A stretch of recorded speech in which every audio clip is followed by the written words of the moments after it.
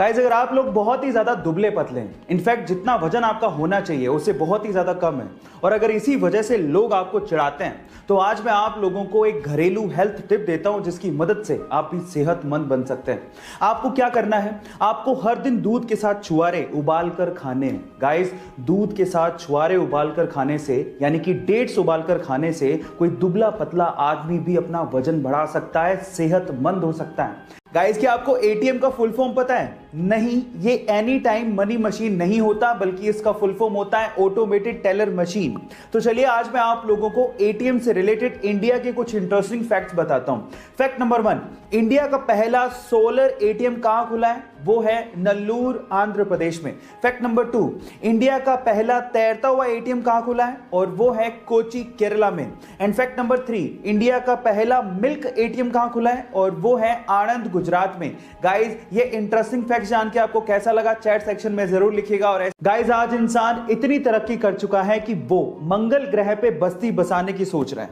लेकिन मान लीजिए कि अगर किसी इंसान को मंगल ग्रह पे बिना स्पेस सूट के छोड़ दिया जाए तो उसका क्या होगा? क्या आप जानना चाहते हैं? चलिए मैं आपको बताता हूं।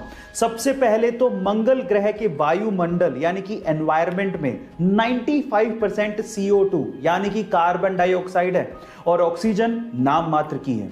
और अगर किसी इंसान को वहां पर बिना स्पेस सूट के छोड़ दिया गया तो एयर प्रेशर की वजह से, यानी कि वायु के दबाव की वजह से नसों से खून बाहर आ जाएगा, आपको लकवा मार जाएगा और आप 2 मिनट में मर जाओगे।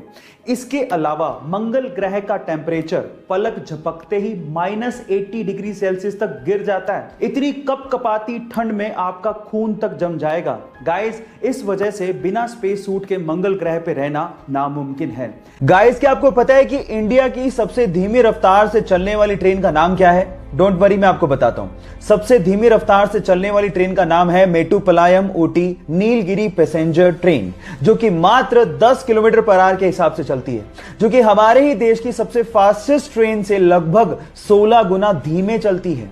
अब आप लोग सोच रहे होंगे कि इससे बढ़िया तो मैं पैदल ही निकल जाऊं, लेकिन ये ट्रेन इसलिए इतना धीमे चलती है क्योंकि ये ट्रेन पहाड़ों से होकर निकलती है। लेकिन जब आप इसकी सवारी करेंगे और बाहर का नजारा देखेंगे तो आप इतने मंत्रमुग्ध हो जाएंगे कि आप लोग ये शुक्र मनाएंगे कि ये ट्रेन इतना धीमे चलती है। क्या आपको इसके पहले तक इफेक्ट पता था? और अगर नहीं पता था तो चैट सेक्शन में लिखना मत भूलिएगा। अच्छी हैंडराइटिंग से आप किसी भी टीचर को इंप्रेस कर सकते हो, और कई लोगों ने बचपन में अपनी हैंडराइटिंग को ठीक करने के लिए कोशिश भी की होगी। कईयों ने ठीक कर ली होगी और कईयों ने टीचर से मार भी खाई होगी। लेकिन अगर मैं आपसे कहूं कि एक 8वीं क्लास की लड़की है जिसकी हैंडराइटिंग कंप्यूटर के फॉन्ट को भी मात दे दे, तो क्या आप विश्वास करोगे? जरा ध्यान से देखिए इस हैंडराइटिंग को। लड़की नेपाल की है जिसका नाम है प्रकृति मल्ला, और उसकी हैंडराइटिंग को दुनिया की सबसे खूबसूरत हैंडराइटिंग्स में से एक माना गया है। क्या आप लोगों को भी लगता है कि कंप्यूटर के फॉन्ट को भी मात देती है प्रकृति की राइटिंग? चैट सेक्शन में लिखना मत भूलिएगा। गाइस, आप लोगों ने कुछ हफ्ते पहले हुआ कराची का विमान हादसे के बारे में सुना होगा।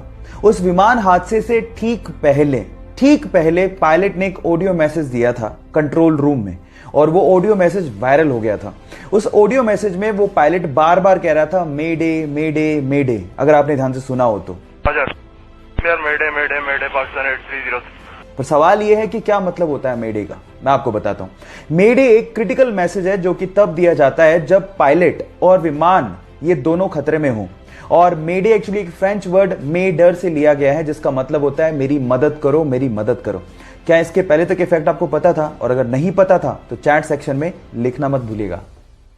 गाइस, मान लो आप किसी वजह से अपनी कार में फंस जाओ और आपके सेंट्रल लॉकिंग सिस्टम की वजह से सारे कार के दरवाजे ऑटोमेटिकली लॉक हो जाएं और वो खुल नहीं रहे हो, तो उस सिचुएशन में आप लोग कार से बाहर कैसे निकलोगे? डोंट वरी, इसका भी एक हैक है, मैं आपको बताता हूं। उसके लिए आपको अपनी सीट के पीछे लगे डिटैचेबल हेड रेस्ट को पहले निकालना है, और उसके बाद उसकी एक टांग को किसी एक विंडो के कॉर्नर पे लगाना है इस तरह से, और उसके बाद उसको धक्का देना है, जिसके बाद वो जो विंडो है वो क्रैक हो जाएगा और उसके बाद आप उससे बाहर निकल सकते हो।